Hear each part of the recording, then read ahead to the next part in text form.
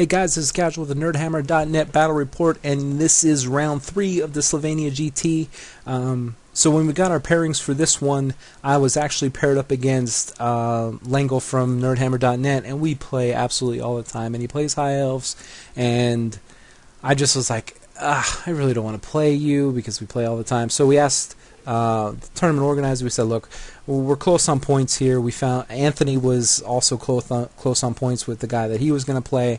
I said, you know, we're all like 1 point apart. Do you mind if we just switch so we're not playing in club mates on day one? They were fine with that. Anthony decided that it would be my 3rd round against Dwarfs, so that's probably not the best matchup. So he took Langle. I got the other gentleman who has this beautiful Vampire Counts army, and I'm really interested to see how I can do against Vampire Counts here.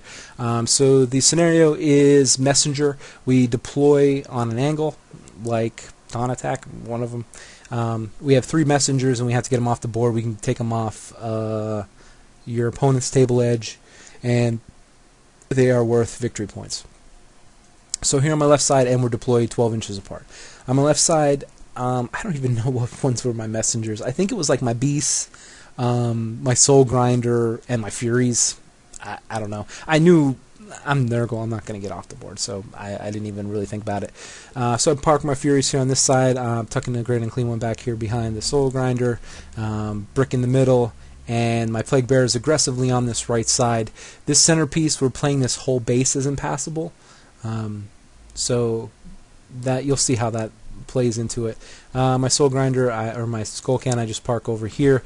This is a really tough scenario for deployment because you have so much space and you really have no idea where anyone's going to go. I think my pink cards were like my first drop and my soul grinder, and then I was like, okay, well, I got to be a little more aggressive, so let's put my Nurgles up a little closer. Yeah, it's a tough one for deployment. It really starts making your head scratch. On my left side here, his dogs are one of his messengers, really close to getting off the board. I think this Spirit Host was a messenger. Hi, Dunk. This Spirit Host is a messenger, and yeah, so there's his 3 messengers. He has a big block of zombies, smaller block of zombies with, I think, a baby vamp and a regular vamp, and is level 4.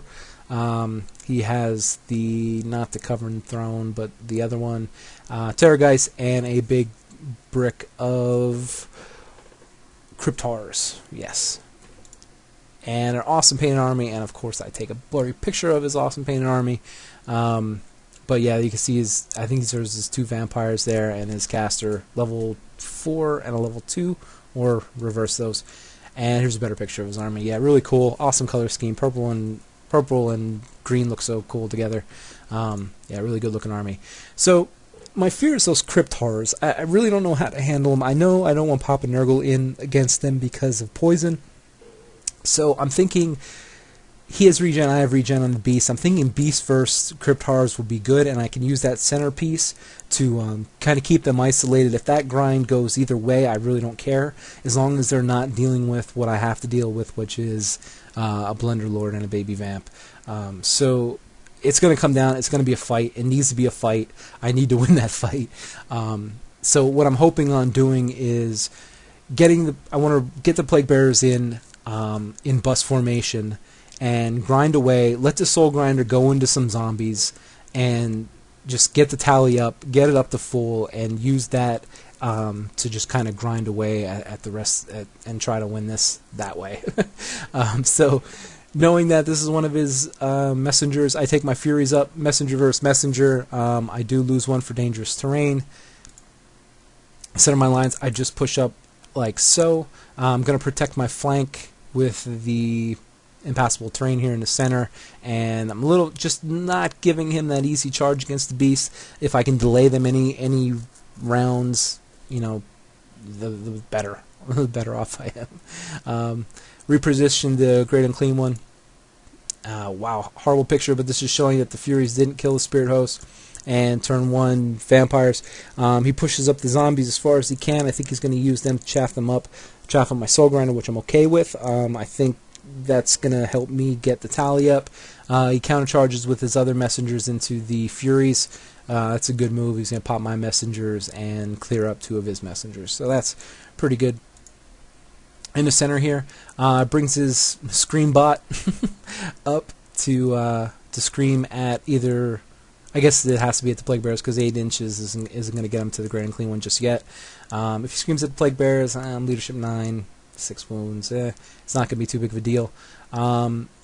His bunker holds back a little bit, brings his Spirit Host up, possibly to chaff later, and his Vampire and Baby Vampire are right there in the front of these warriors. Brings his Cryptars up aggressively. It's a good move. And then Disaster strikes another one of my opponents. And another one that didn't happen before. I was thinking of the Crossroads game that I just recorded. Anyway, his level 4 gets sucked into the void.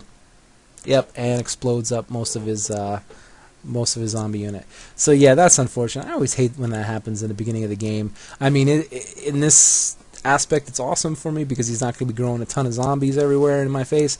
But at the end of the day, it's just it makes the game a little less fun because it's so many points and it's just so simplistic. He tossed 2 dice at a spell. I think it was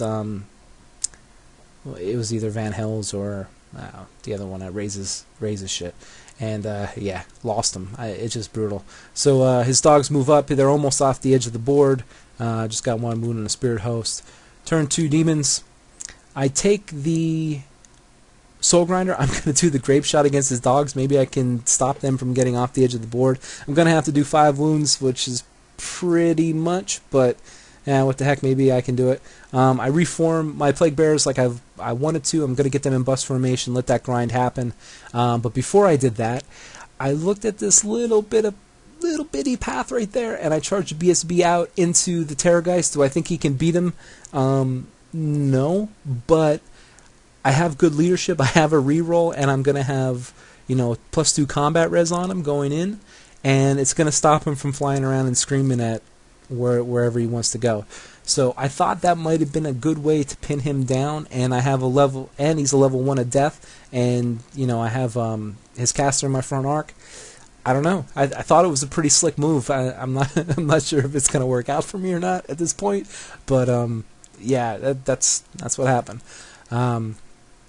Pink cars I push up. I'm considering using them as a redirector if I need to. But I really don't have anything I need to do. They didn't even roll up a good spell. I think they got the 6th spell because I rolled up the Flame Template one. So yeah, they're pretty much at a loss. Over here, I reform my beast, just going a little wider because he's 4 wide. I'm 4 wide, so trying to get more attacks in for when he comes in. But I decided not to go in myself. I bring the Skull Cannon over here. I'm trying to take shots. I did take 1 shot round 1 at his Terrorgeist, and I did 1 wound to it, of course. But now I'm taking shots. I'm trying to line up something where maybe I can hit his, not the throne, but the other one. Over here after combat, I don't think anything happened. I think he still has his 1 wound on there. And the Grape Shot killed 4 of the 5 dogs. I was so close. So his messenger is going to get off the board.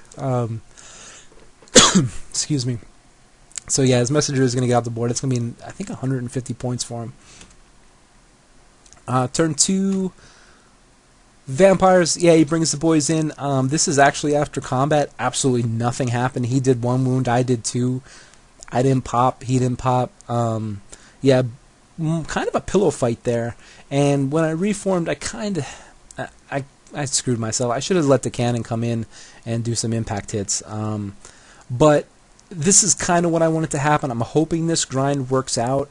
It actually was turning out that as this battle goes on, I was getting like the same amount of attacks he was. Like I'm rolling my 66 and getting about as many as he had. So it was just a back and forth type of thing. And yeah, so I'm okay with how this flank is. Now it's just about getting into the center. He ends up taking his vampire counts into my Plague Bearer unit, and he cleaned up, and I rolled terrible for my instability test. So I'm down about half my unit already, and I was a little afraid at that point. But you do see I have wounds on his Terrorgeist, which is awesome. His Spirit Host comes into the flank of the Pink Horrors. I'm fine with that because he left me enough room for my Great Unclean One to get in here and try to kill that vampire. and he pushes zombies up to chaff up the soul grinder, which, yeah, that's going to have to happen. There's nothing I can do about it. I'm going to use the soul grinder to hopefully kill a lot of zombies and get Epi's tally up. Epi's sitting here tucked safely away. So my turn. I do take the soul grinder to zombies at this point. I just want to get the tally going. I take the Great Unclean One into his vampire unit, so that's going to get really interesting. Like I said, I have poison and D3 wounds from the Bale Sword, and I also get Curse of the Leper up. Now I'm at an advantage with the magic phase because I'm a level 4 and he's level 2. So I do get Curse of the Leper up. I believe this was on the Plague Bearers, so now they are toughness 7, possibly 8 if the tally's up high enough. And over here, sorry for the blurry picture. Yeah, nothing really happened there. So after combat, yeah, I kill some zombies, and that's about it. And over here, the Spirit Host makes short work of the Pink Horrors and reforms as such. My BSB does have 1 wound on him now, so that's brutal. You can see all his wounds from Papa Nurgle going in there and doing some work, and through instability, he loses some more. Over here, I'm not sure if it was this round or not, but look at that, tally's full now. So he rolls up all these Crypt Horrors, right? And he's all these poison attacks. I think he's has 30 attacks, and he poisoned me like 3 times, like 3 poisons, and he's hitting me on 5s, and he maybe did 2 or 3 hits. Like, it was an atrocious roll, and I rolled pretty good. I'm starting to kill some Crypt Horrors. I still have all my guys. I only have 3 wounds on 1 guy. This fight is really changed on that roll. We were flabbergasted when we saw the dice. I was like, wow, that's brutal. I guess odds is what it is, but you just expect more out of them. Turn 3, Vampire Council brings the Spirit Host into the side of Great Unclean One. I guess that's just to get some combat res. He knows I'm not going to attack him with all my attacks, going at the unit. This is after combat. Still got Curse of the Leper up, so it's really hard for him to get wounds through. His vampire count is getting some, but I still have 15 Plague Bearers left. He's getting very, very limited on the rest of his unit. I think I'm taking a challenge with this champ, and I'm killing him, doing 5 overkill. I'm not getting the stomp, but and then he reses up the champ again. So I fought the champ a couple of times and overkilled him 5 every single time. So yeah, I guess this is after combat. He's down to his vampire and I think a baby vampire, and his banner is left. 2 wounds on one of his vampires. So yeah, this is exactly what I need to happen. I just was ripping through those skeletons. Over here, not much is happening. Just killing zombies. These zombies are coming over.